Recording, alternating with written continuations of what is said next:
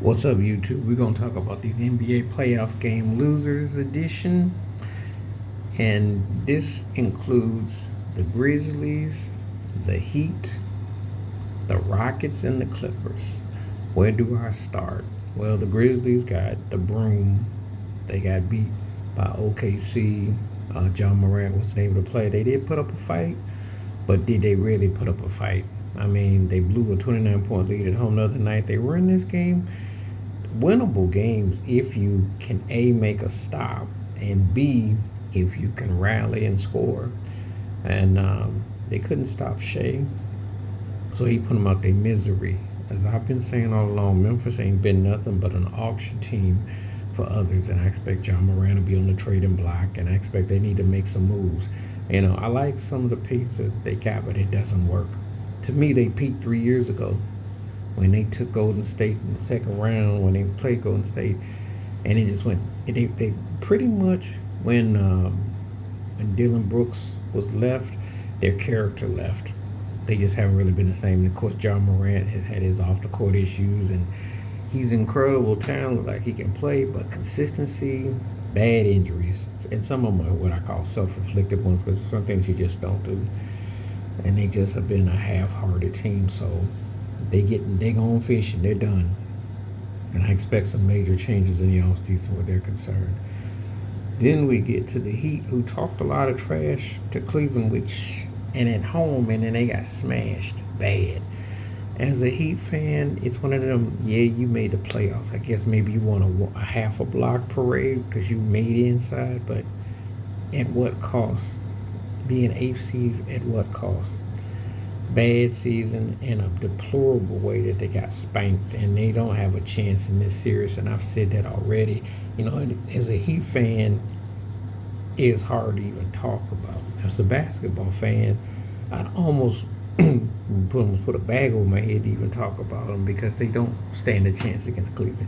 And Jared Allen, who I say is an X factor for Cleveland's success, was tearing them up on the boards. So, it's this series is done. Either they'll get a complimentary win, or they'll get beat in Cleveland. But either way, it's over. And Cleveland's just the better team. So you're seeing the way Cleveland handling Miami and the way OKC handled Memphis. You seeing what I'm talking about. And then get to the Rockets and Golden State. Now, I keep thinking the Rockets have a chance if they can, but their defense is there, but their offense isn't. Jalen Green scored 9. He is like that ski slope. He goes high and then he goes low, and then he falls and rolls in the sand, snow, and you can't find him. You can't go from having a 30-plus game to 9 points. You can't do that. That's the problem. I said the one reason why Houston is going to have a problem, the only reason why Golden State wins this series, besides, Steph Curry going off, is if Houston can't score. And that's what's come up in this series.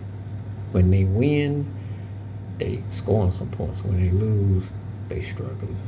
And they really are struggling to be consistent with offense. Tip your cap to Steph Curry. He proves why he's been the baddest player of the last decade. He leads his team. Came with 37 points. Now, 36 points. Now, the person that I said would have to be key for Golden State was Buddy Hield. He came over 17.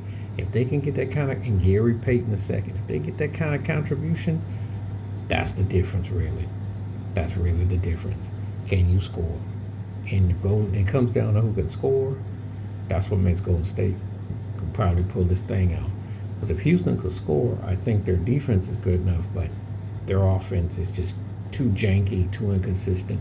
And Jalen Green got to do better than that if you want to be considered a superstar with your potential. That's why I think Houston will have to do the offseason. They got to get another offensive force. That's the biggest problem that I see with the Rockets. I think Udoka got them playing good defense, but that offense, man. And then we get to the Clippers. Aaron Gordon with the game-winning dunk, tipped in. This is a heavyweight fight. That's a heavyweight fight. This is the series you don't want to end. Being real. I don't think you'll see a better series. I've talked about Houston Golden State was intriguing to me. New York Detroit But this one here is the heavyweight fight of the first round. You know, you got a feeling whoever comes out of this one, this is going to be some serious business. Jokic doing his usual damage, but if the others stepped up, this was the key. And they got to play like that every night, and they got to play defense, and they got to be willing to balance stuff out. You know, they halfway did a good job with Kawhi Leonard and Harden and them, but it was a toe-to-toe, 15 rounds of boxing. It was old school. This teams are, it's a matter who can get the last possession. That's the kind of playoff basketball you want to see, reputations, legacies, everything's on the line. This is going to 7-game series, and make no mistake about it. Either one of these teams can win on each other's court. Either one of these teams can win at home. So it's an intriguing series. So right now, the first sweep, OKC took care of Memphis. The Heat are on the verge of being swept. Golden State and the Rockets. It comes down to who can impose their offensive will. And Denver and the Clippers, it comes down to who's got the last possession. So that's kind of how it is. It's kind of all over the place. But anyway, that's my thoughts and my takes on what happened in the basketball last night. Please like, subscribe, with my thoughts, comments, and I do respond. Thank you. Wash your hands. Keep your mind clear. Watch out for another shit. If you like it, the membership. Stay safe, stay blessed, stay woke, stay free. I'm out. Peace.